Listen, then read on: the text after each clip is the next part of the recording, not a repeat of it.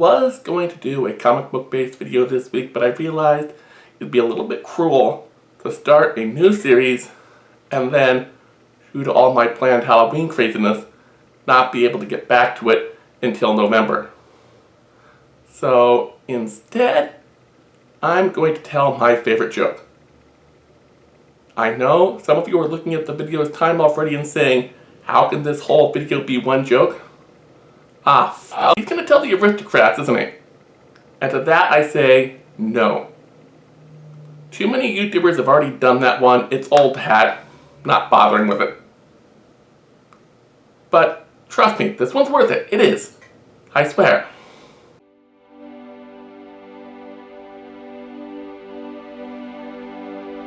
Once upon a time, the good King Weaselface got word that his daughter was being kidnapped by a dragon. So he called forth his 4 knights. Sir Stewart of Pittity, Sir Ingenious, Sir Fartsalot, and Sir Micrometer. Sir Stewart wasn't that bright, but he was stronger than a Kryptonian ox. That's right, they had oxen on Krypton. I mean, why wouldn't they? They had dogs and cats and monkeys. And Sir Stewart's real talent was breaking 6-foot thick blocks of ice with his head. Now Sir Genius, he could devise master plans and build all sorts of crazy gizmos. But he couldn't remember to pack his own lunch. Sir Fartsalot had a very special talent. 3 times a day, once after each meal, he could launch himself in the air with the power of his own flautus. And then there was Sir Micrometer, who was 6 inches tall. And he rode around on a sheepdog. And from the very day he got that call from the king, he wasn't even a knight. He had been, up until that point, the royal piano player. King Weaselface decided that the only fair way to decide who rescued the princess was through a series of challenges. At each of these challenges, the knight who did the worst would be eliminated from the running. When all 3 challenges were complete, there would be 1 guy left standing, and he would be the hero. The king had been prepared for this eventuality, so he had sent his men to put a flag on the top of each of the 4 tallest mountains in the kingdom, 1 in each direction. And the last knight to come back with a flag would be out.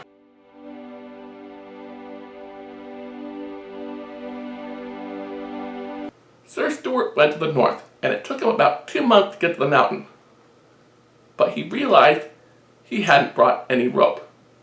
So instead of climbing the mountain, he decided to bang it with his head. And with each bong bong, just a tiny little pebble would come.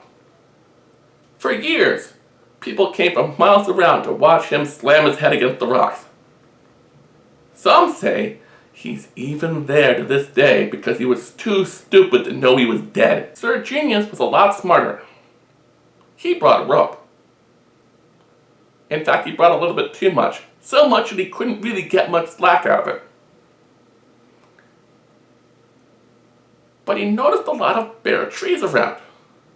So, with a little bit of help from a local woodsman, he took the rope, tied it around the tops of some of those trees, took the saddle off his horse, and made a ski lift. And the 2 of them, slowly but surely, pulled him up the mountain. And once he got the flag, they did the same thing in reverse. When Sir Fartsalot got to the mountain in the east, he was really tired and really hungry. So he got out a can of beans, lit a fire, got some hot dogs. And when he was nice and full, his powers were all charged up, and he took off in the air like a rocket. And he got to the top and he grabbed the flag and came back down. That was pretty much that. Sir Micrometer took the mountain to the west, and it took him twice as long to get there as the other knights. After all, he was riding a dog instead of a horse. And once he got to the mountain, he realized it would be another 6 weeks for him to get to the top. And so he sat and thought about another way to do it. And he realized, as he was sitting there, that if he squatted just right, his body would fit inside his helmet. A big shot corporate executive came along and he was doing a little putting practice. Sir Micrometer said, "Hey, I bet if I crawl on my helmet that you could whack me up to that flag. How much do you want to bet?" And the executive says, "Oh, $20. So the guy gets out his golf clubs and takes a whack, and he gets Sir Micrometer about halfway up the mountain. And then he goes up the hill and whacks it again. Now Sir Micrometer is about 2/3 of the way.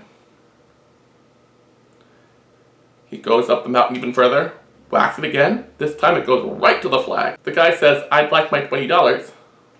Sir Micrometer says, "But you didn't make a hole in one." And the guy says, "Well, yeah, but this is a par 5 hole. I'm 2 under par. That's pretty damn good."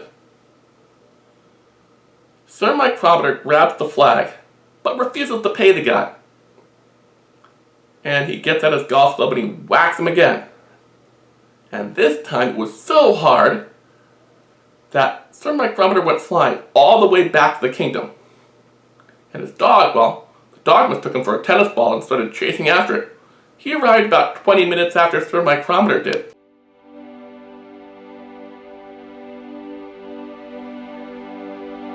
By the time they got there, the king had the second challenge set up. He escorted them down to the basement. There were these 3 areas set up in each of the corners. And all that was there was a table and a mirror. The king said, "Each of you go to one corner." So they did. And when they got there, he pressed 3 buttons. And these walls went up, partitioning off each section into its own room. And the king said, "You have till morning to escape." The king wakes up the next morning. He goes to the first room, pushes the button, and he notices it smells really bad. And he sees Sir Farts-a-Lot lying there. He checks his pulse and he finds he has none. The poor guy had died from the smell of his own atomic flatulence. The king goes to the second room. He pushes the button. He sees Sir Genius taking the table apart, trying to build something from a schematics that he downloaded onto his smartphone. The king says, "Well, you're still alive. That means you're still in the running." King Weaselface went to the third door, and he saw a small mouse-hole-sized gap in it. He pushed the button and found Sir Micrometer wasn't there. And then he went to the kitchen, where he found him eating a bowl of Count Chocula. And King Weaselface says, "How did you possibly get out of there?" And Sir Micrometer says, "Well, it was easy. All I had to do was look in the mirror. That's where I could see what I saw. Then I took the saw and cut the table in half, and 2 halves made a hole." And the king is just dumbfounded. But Sir Ingenious was really impressed.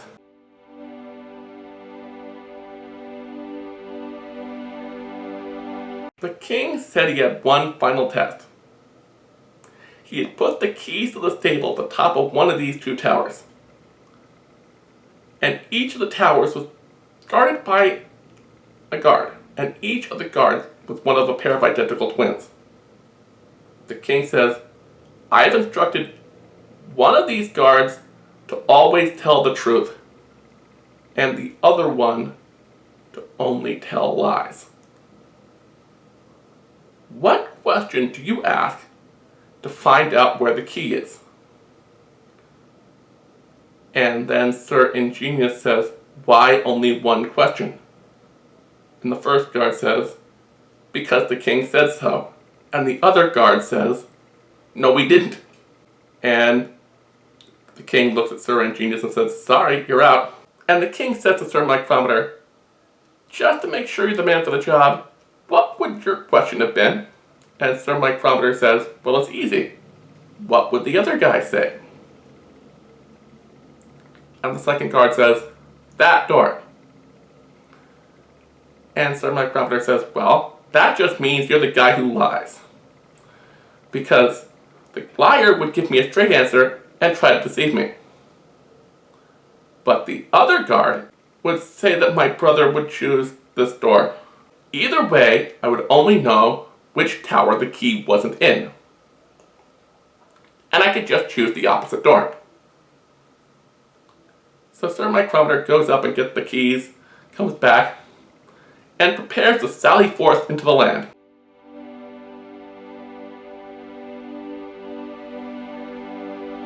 After traveling for about 2 weeks, Sir Micrometer comes across this bridge, and 2 billy goats. The first billy goat tries to cross, and this troll comes out and says, the state of Maryland has a $5 toll on this bridge. And the billy goat says, well, just wait for my big brother to come. He'll give you $10 or just beat the shit out of you. The troll considers this and lets the billy goat cross. A few minutes later, the second billy goat pops up from behind the rock. The troll says, the state of Maryland has a $5 toll on this bridge, and I think I saw your little brother. He said you would give me $10 to cover his toll and yours, or just beat the shit out of me. And the billy goat says, no. You mean our other brother would do that, and he'll give you 15 or beat the shit out of you. And the troll considers this and lets him cross. Then Sir Micrometer comes. He sees the troll. He overheard the conversation with the billy goats, and he just charges forward. And he bites the troll in the nuts and knocks him off the bridge. Gets across the bridge, and he notices the 2 billy goats heading to Goonie Golf. And he says, hey, aren't you going to wait for your big brother? And they say, what big brother? We're full-grown adults. We just have a glandular condition. And now feeling really pissed off that he's just helped 2 con men, Sir Micrometer just charges away until a giant crosses his path.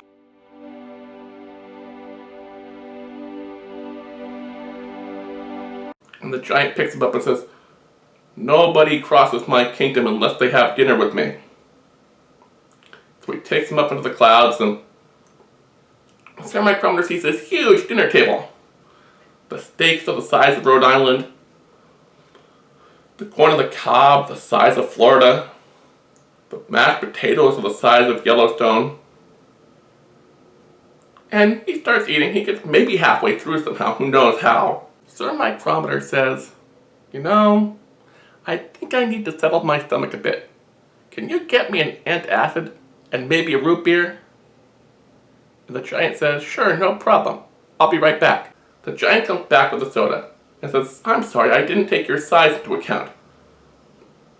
But if you're going to take so long to eat, perhaps I will get some seconds. And it's not like Sir Micrometer can do anything to stop him, but he says that's fine with him.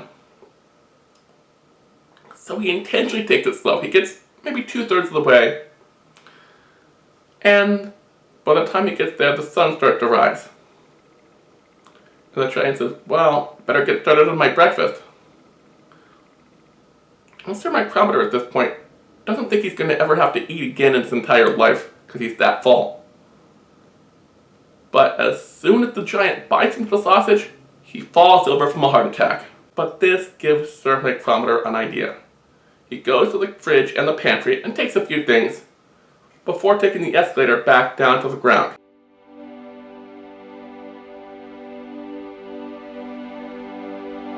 And he travels along for another week or two when the dragon comes. He doesn't fight him. The dragon just eats him whole. Little does the dragon know this is exactly what Sir Micrometer wants. He reaches into the knapsack where he'd been holding the stuff that he stole from the giant and pulls out a 100-gallon bottle of Diet Coke and a giant Mento. He drops it into the dragon's stomach juices. The mixture starts bubbling and brewing and burbling and gurgling and grumbling. And then, kaboom!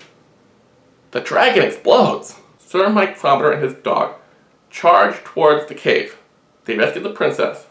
They steal a little bit of gold from the dragon's hoard and get themselves some tickets on JetBlue.